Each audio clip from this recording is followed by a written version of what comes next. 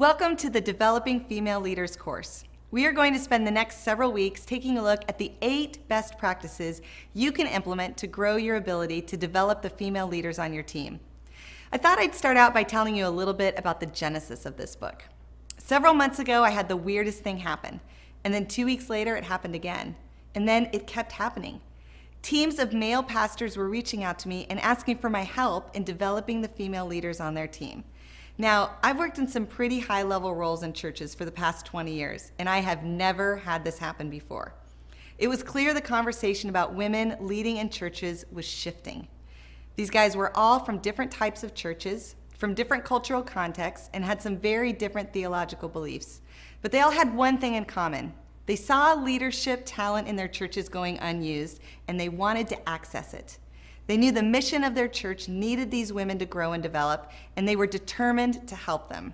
These were the good guys. But there was one little problem. What they were doing to help these women was, well, not really helping.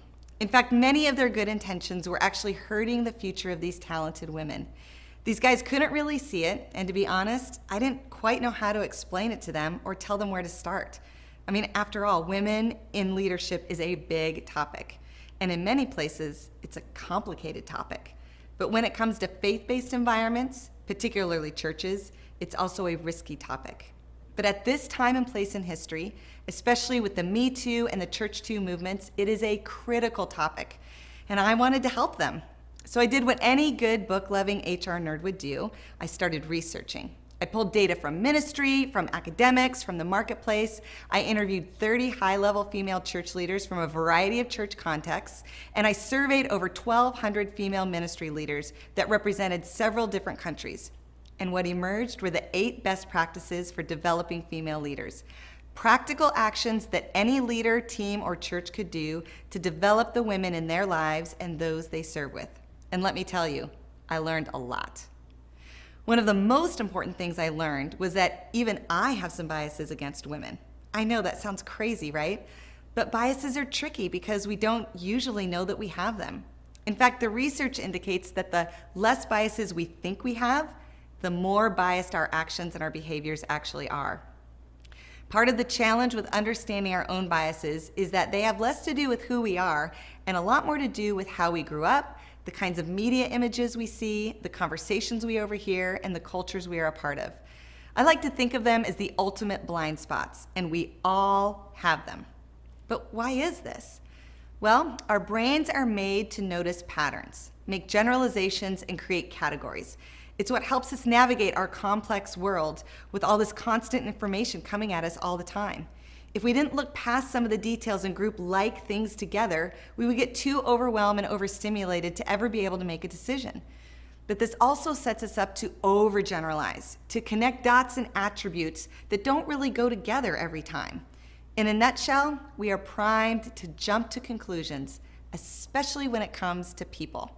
And this shows up in all sorts of ways. The color of someone's skin, their age, their physical appearance, their accent, their socioeconomic level.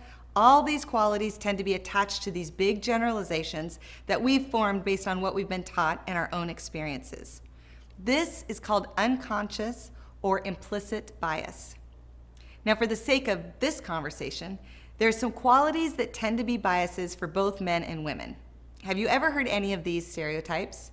Men, they are better at science, technology, finance, problem solving, and video games. All men enjoy working on cars, fixing things around the house, politics, sports, and outdoor activities like fishing and hunting. Men are usually sloppy, lazy, and do not cook or clean. All men are competitive and natural leaders. While women, on the other hand, are naturally talented at teaching, organizing, cooking, cleaning, and relationships. All women enjoy kids, fashion, spending money, decorating, shopping, and dancing. Women are neither technical nor able to fix things around the house or their cars. Women avoid physically demanding work and they prefer never to sweat.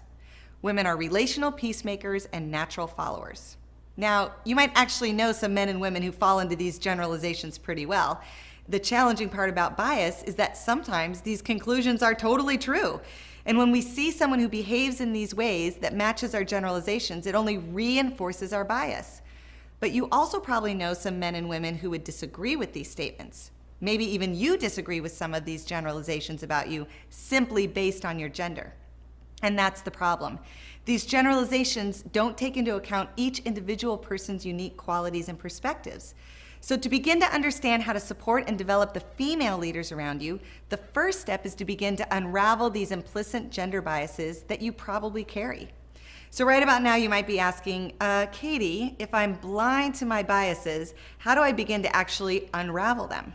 Well, I'm so glad you asked.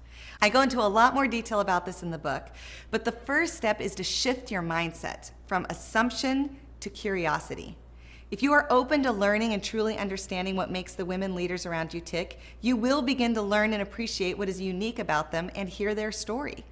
As you posture your heart to be open and position your assumptions to be challenged, and your biases will slowly begin to crumble. But here is the key.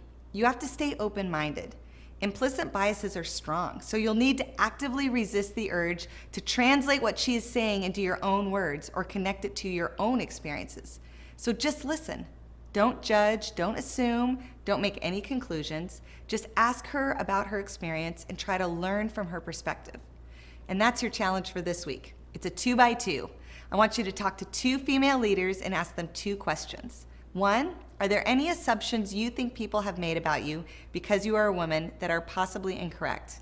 And 2, what has been your experience being a female leader here? I can't wait to hear what you come up with.